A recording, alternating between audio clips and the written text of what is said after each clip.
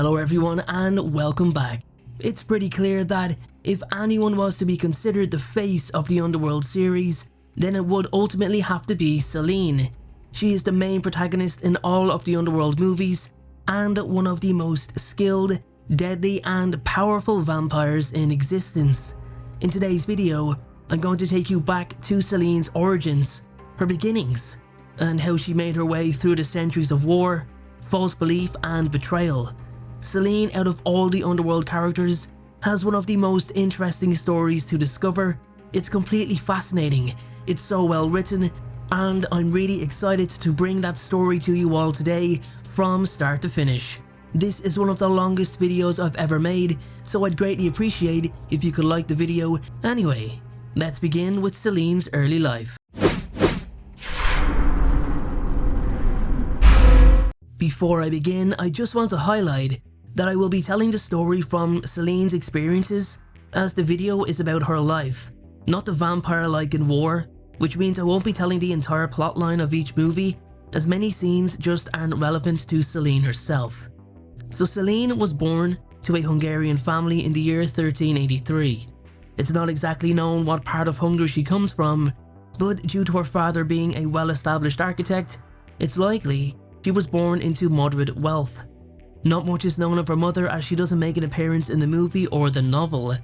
She had an older sister, Cecilia, who she played with throughout her childhood, but like her mother, not much is known of Cecilia's life either. Celine's father was then commissioned with a huge project by the vampire elder Victor that would see him design a secret fortress that contained a hidden dungeon in order to imprison the first werewolf, William Corvinus.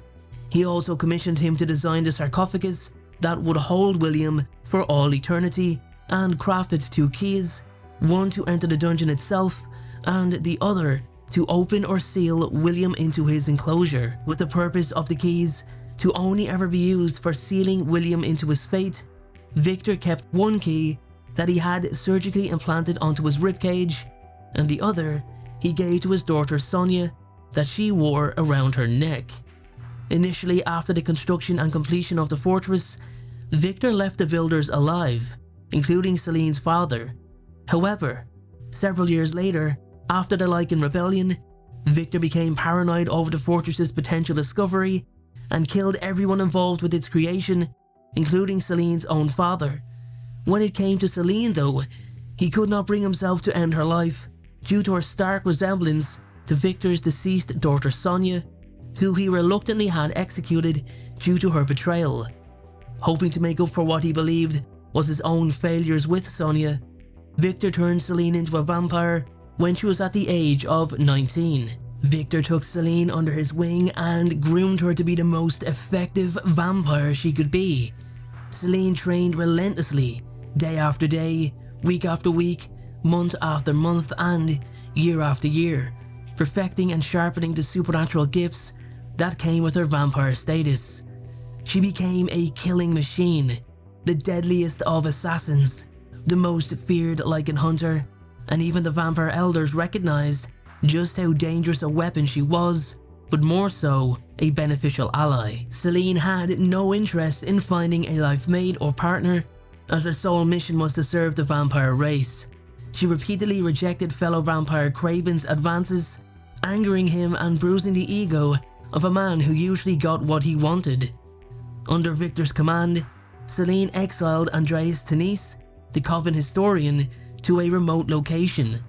This was because Victor altered vampire history to make it show that it was the Lycans who started the war and that the vampires were literally trying to defend themselves. For 600 years, Celine remained fiercely loyal to Victor, never believing anything ill of him.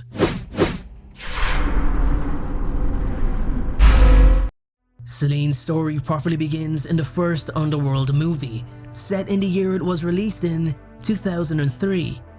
Celine is seen sitting atop of a building, almost mourning what she believes will be the forthcoming extinction of the Lycan race, as they have come very close to being completely wiped out. She feels like her life will have no meaning once the Lycans are gone, due to her spending her entire existence hunting them down. Celine then makes her way to the subway station as she oversees the vampires Nathaniel and Rigel hunt two Lycans, Rays and Trix. She also notices a rather handsome man standing close by, but quickly diverts her attention back to the hunt. The Lycans sense they're being followed and open fire first, using ultraviolet bullets, and they successfully kill Rigel.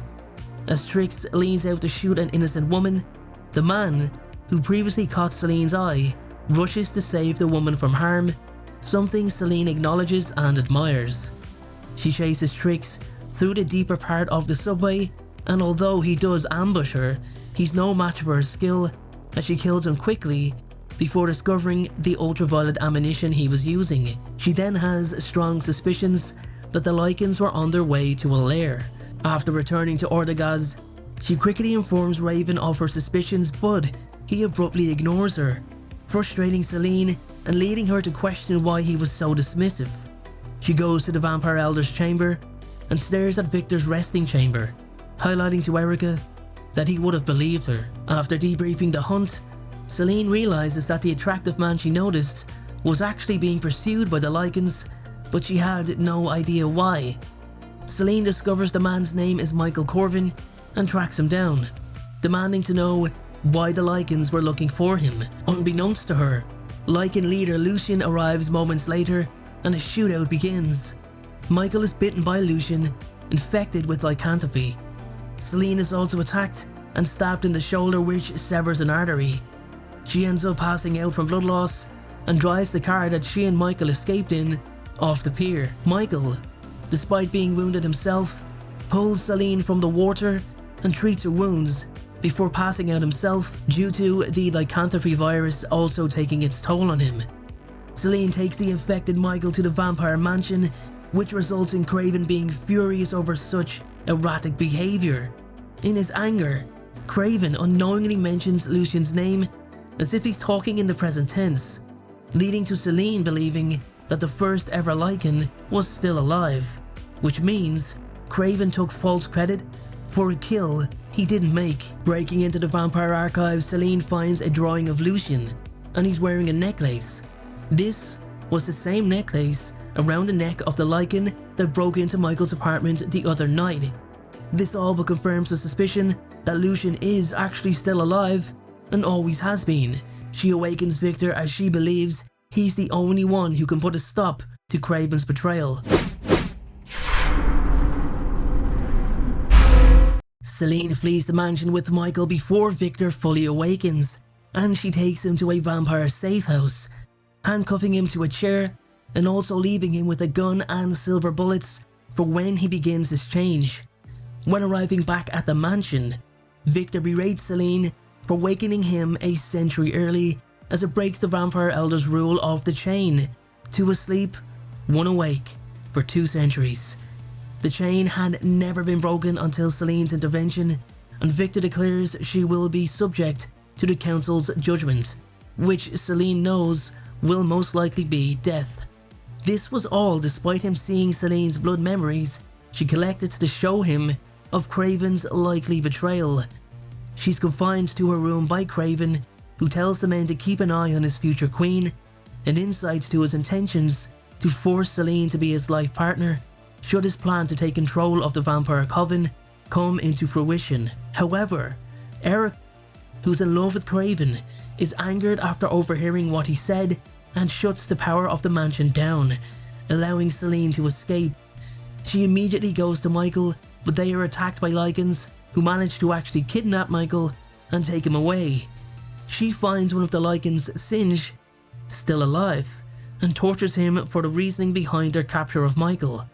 Upon hearing his confession, she takes Singe before Victor, who relays the same information to the Vampire Elder, with the latter apologising to Celine for ever doubting her, resealing the strength of their relationship. However, moments later, Celine is ordered by Victor to kill Michael, which completely conflicts her due to her feelings for the Lycan. Celine goes with a group of death dealers to hunt the Lycans, but this is just reasoning for her to separate herself and look for Michael. At the Lycan den, Craven confronts the two and shoots Michael with silver nitrate bullets, gravely wounding him and leaving him on the brink of death. He offers Celine his hand once again, insisting her place is by his side, but she refuses him once again, the final time. Craven questions how Celine can be so loyal to Victor when she has no idea what he done to her family, before informing her that Victor killed her father and started the war with the Lycans. Despite her dismissal of his words, she begins to believe deep down that Craven is, in fact, telling the truth. With Michael dying, Lucien tells her to bite him to save his life, and with no real choice left, she does so, saving Michael and making him the first hybrid. After Victor arrives and throws Michael through a wall, Celine confronts him over his actions towards her family, his own daughter, and starting the war. Victor informs her that he did what was necessary in order to protect the vampire race, and he must now do that once again. Resuming his battle with Michael in order to kill him, Victor gains the upper hand after Michael is slammed with bullets by the death dealers. Celine, knowing Victor has to be stopped for Michael to live, takes his sword and delivers a precise blow, slicing Victor's skull in half, killing him. She picks up Sonia's pendant, knowing now what it truly represented. After Victor's death, Celine and Michael both go on the run from the Lycans and the vampires who are pursuing them for different purposes. Celine plans to return to Orthigas to awaken Marcus Corvinus with the intent to inform him of the conspiracy to destroy the vampire elders. She realizes, however, that Marcus has already escaped his chamber after becoming a hybrid, and with Victor and Amelia now dead, he can pursue his own plan to finally release his brother William from centuries of captivity. Knowing that Celine has one of the keys to William's prison from Craven's blood memories, Marcus locates and confronts both Celine and Michael. Knowing there are no repercussions for his actions, Marcus interrogates Celine and attacks her when she doesn't respond with the information that he seeks. Michael intervenes and the two manage to escape, the upcoming sunlight halting Marcus's attack. Celine and Michael take refuge in an old warehouse and finally give in to their feelings for each other. Later, Celine begins to recognize the medallion from her childhood memories, and it horrifies her when it brings back memories of the fortress she used to play in. Wanting to know why Marcus was so desperate to retrieve it, she seeks out historian Andreas Tanis for answers. Andreas explains to her why her family was killed and the meaning behind the necklace. He also informs her that Marcus, not Victor, was the first vampire, and that Victor has falsified Coven history. He also offers to set up a meeting between Celine and Alexander Corvinus, the first immortal and father of William and Marcus. During the meeting, Alexander accuses Celine of being just as much a monster as his sons due to her involvement in trying to exterminate the Lycan race. They are interrupted, however, by Marcus, who grabs Michael and lifts him through the boat. After a brief fight, Marcus is too powerful for Michael and impales him on a broken piece of wood, killing him and taking the pendant necklace. Celine is devastated at Michael's death, and upon Alexander's insistence, drinks his blood before he dies from Marcus's attack. Alexander's blood makes Celine far more powerful and a match for Marcus in terms of strength.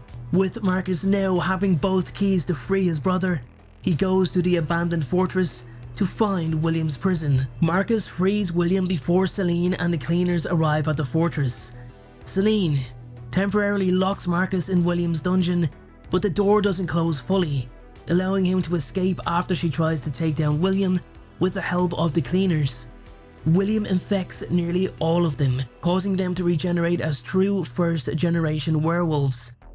Marcus then attacks Celine and is shocked to discover that she carries his father's blood within her. Despite this, Celine is still close to being overwhelmed, with Marcus, William and now the newly born werewolves standing in her way. Michael, after regenerating himself from the point of death, saves Celine and takes on the fight with William, while Celine and Marcus battle once again. Marcus drives his wing talon through Celine's shoulder, but she breaks it off with her newfound strength and drives it through his skull before throwing him through the spinning blades of the crashed helicopter, killing him. Michael, meanwhile, rips William's skull from his lower jaw, killing him also. After discovering the entire truth about Lucian and the Vampire Lycan War, Celine narrates the beginning of the rise of the Lycans prequel, with those events playing out as they did. 6 months after the events of Underworld evolution, the human race has become fully aware of the vampire and Lycan populations, and Celine briefly explains that humans no longer kill each other, as now they have a common enemy. Intending to go into permanent exile, Celine and Michael plan on leaving the city that very night. During their planned departure, they are both apprehended as Michael is shot. Michael really does get shot quite a lot. As a matter of fact, I don't remember anyone getting so much punishment as he does. Every single movie something happens to him. But anyway, Michael falls into the water and Celine jumps in after him, but he's unresponsive, and the follow-up of a grenade separates them completely. Celine is locked in cryogenic suspension for 12 years before she wakes up and discovers that her blood has played a massive part in the development of a cure for the virus that infects vampires and Lycans. After being in a coma for so long, Celine begins to experience visions as she properly recovers from being incapacitated. She believes these visions are somehow linked to Michael, and because of that, she follows them. However, she doesn't know what led her to being freed from her cryogenic prison in the first place. After following her first detailed vision, she's led to an empty, unused building where she meets David, another vampire. While David is initially quite suspicious of Celine, their brief conversation is interrupted by another vision she has of an individual who has been cornered by Lycans and appears to be about to meet her fate. Celine rushes to her aid and discovers the girl by herself, unharmed. Insisting to David that they cannot leave her, they both head towards the vampire coven, but are subjected to a Lycan attack that they narrowly escape from, with the girl ripping the Lycan in half in the back of the van they're driving, but not before suffering a vicious bite from the Lycan beforehand. David takes them to the coven as Celine and the girl talk in the back. She reveals she's subject 2 and Celine was subject 1. She is in fact Celine's daughter by Michael and was born during her mother's time in cryogenic suspension. After arriving at the coven, Celine meets Thomas, David's father, who scolds her for the killing of their 2 vampire elders. Celine informs Thomas and the other vampires that she will leave as soon as her daughter is strong enough and will be out of their way. Her daughter is named Eve. Celine reveals to Eve that 12 years seemed like a day, that the only man she has ever loved was just with her yesterday, and today he's dead. She urges Eve not to confuse her broken heart with a coldness toward her. The vampire lair is then subjected to a massive Lycan attack in order to retrieve Eve, as her blood is crucial to another piece of research, a cure for the Lycan's sensitivity to silver. The vampires move into hiding, including Thomas, but some stay to fight, David one of them. Celine takes down several Lycans while David battles the others. Eve shows a glimpse of her powers by attacking the Lycan that tried to kidnap her before Celine kills the creature. David is overwhelmed by a powerful Lycan who injures his spine just before latching onto his neck. Celine once again shows her superior fighting skills by accurately killing the Lycan with 1 bullet, saving David. After David takes Eve to apparent safety, Celine encounters a Lycan the likes of which she's never seen. It is more than twice the size of a normal Lycan, but more so, is immune to silver and heals rapidly. Many of the vampires have been killed, much to Thomas's anger. He willingly handed Eve over to the Lycans while Celine was busy fighting, as David was fatally wounded trying to protect Eve.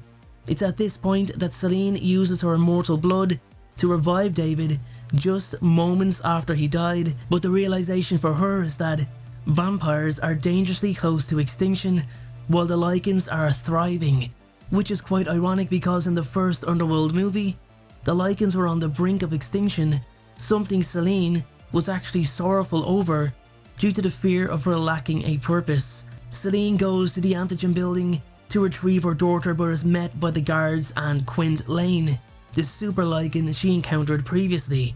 The guards attack her in Lycan form, but she manages to kill them all.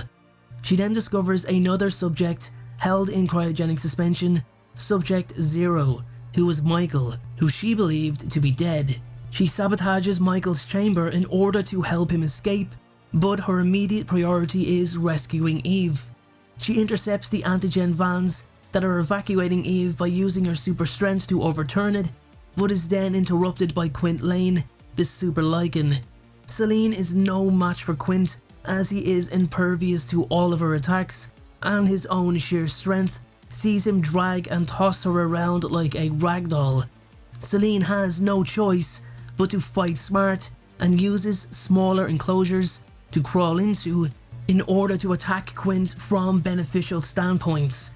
After leading Quint into a narrow hallway, it forces him to revert back to human form in order to get to her. Celine lures him into a false sense of confidence and plows her hand through his abdomen with such force that it barely makes Quint flinch.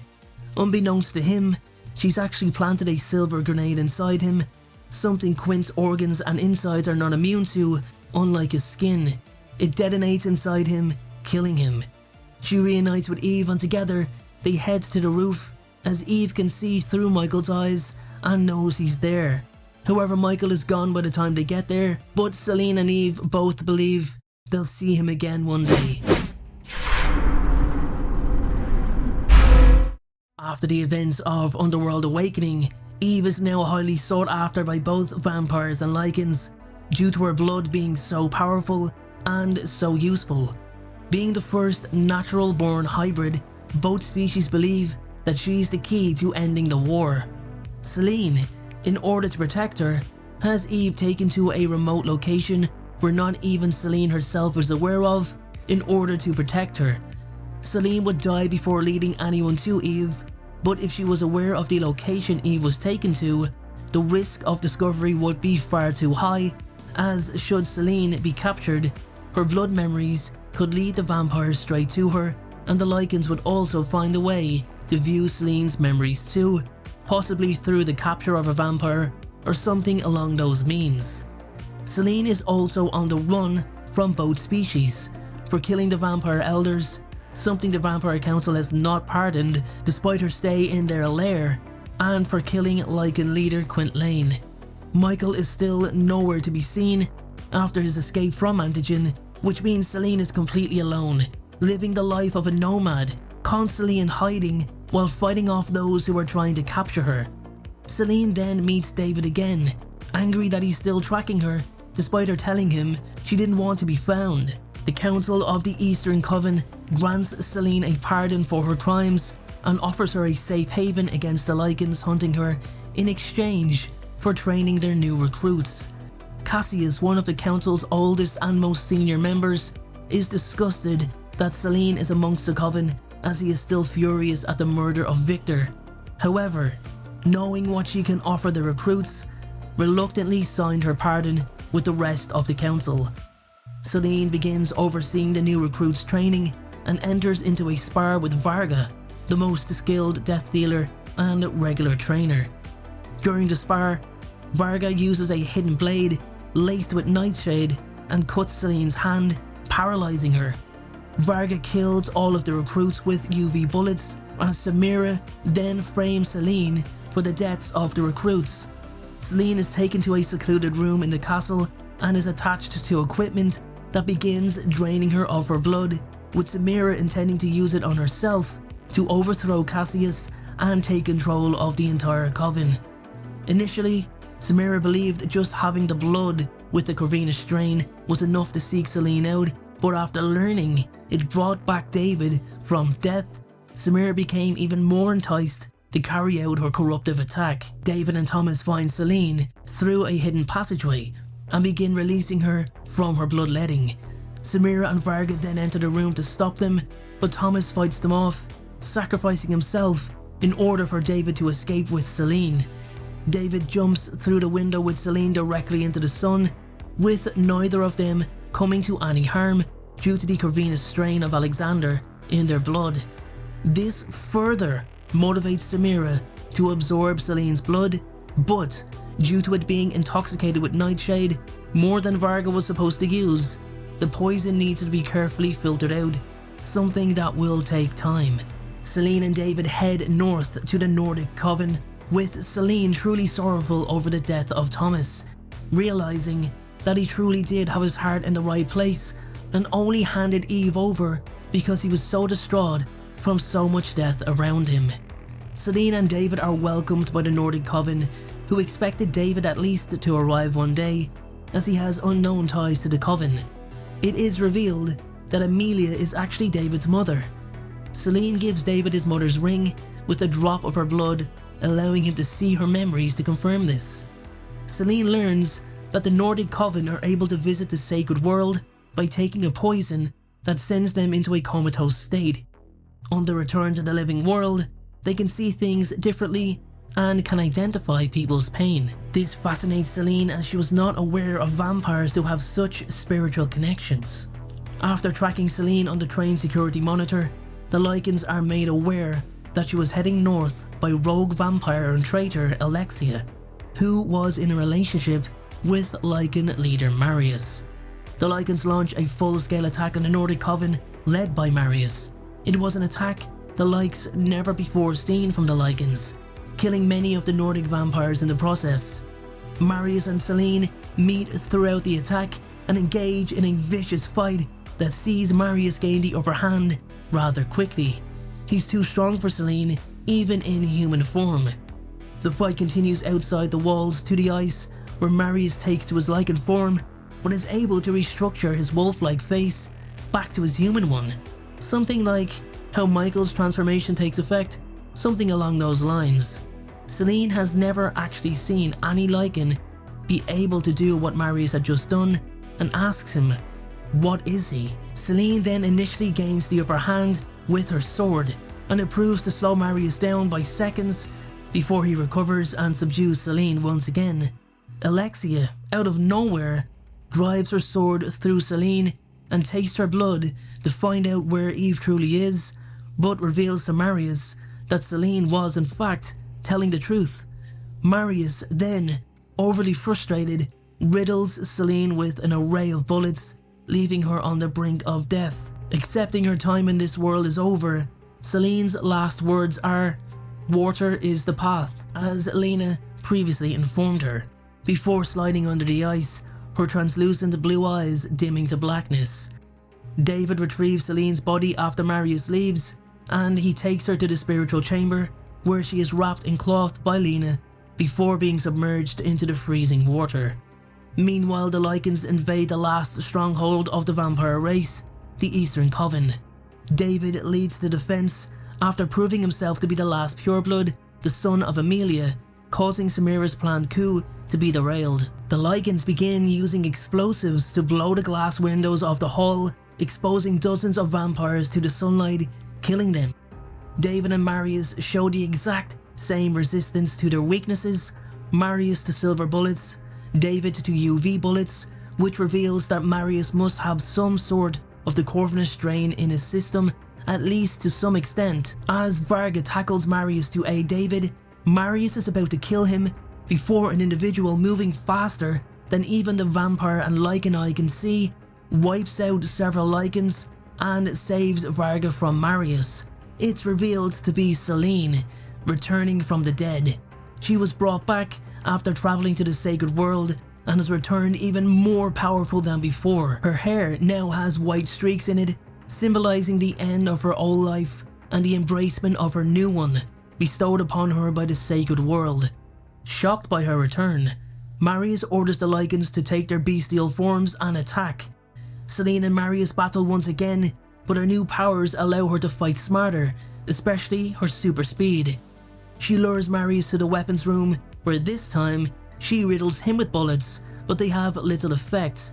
A drop of his blood, however, lands on Celine's lips, and she sees Marius's memories of Michael in distress. She runs to the seclusion of the sparring cage to fully see the extent of Marius's memories, and learns that he quickly captured Michael after his escape from Antigen, hung him upside down, and drained him of every last drop of his blood, killing him in the process. He then used Michael's blood as an elixir to boost his own powers into the lichen that we see, explaining why Marius could alter his face back to the human one after transforming. Celine is distraught, devastated, after learning what Marius has done and how much Michael suffered, and leaves herself vulnerable to Marius's attack. She uses her memories of her love for Michael to regain focus and rips the spine from Marius's body, killing him. Celine and David return to the hall together with the head of Marius, severed from his body, and inform the Lycans to retreat, which they do. Celine is chosen to become one of the 3 vampire elders as the Nordic and Eastern covens unite as one. Celine is then meditating outside on the ice before her daughter Eve approaches her from the distance. Celine's evolution as a character and vampire throughout the series is nothing short of incredible. She is a standout vampire out of all the vampire franchises, and I am so happy to be able to script, narrate and edit her life into a video for you all today.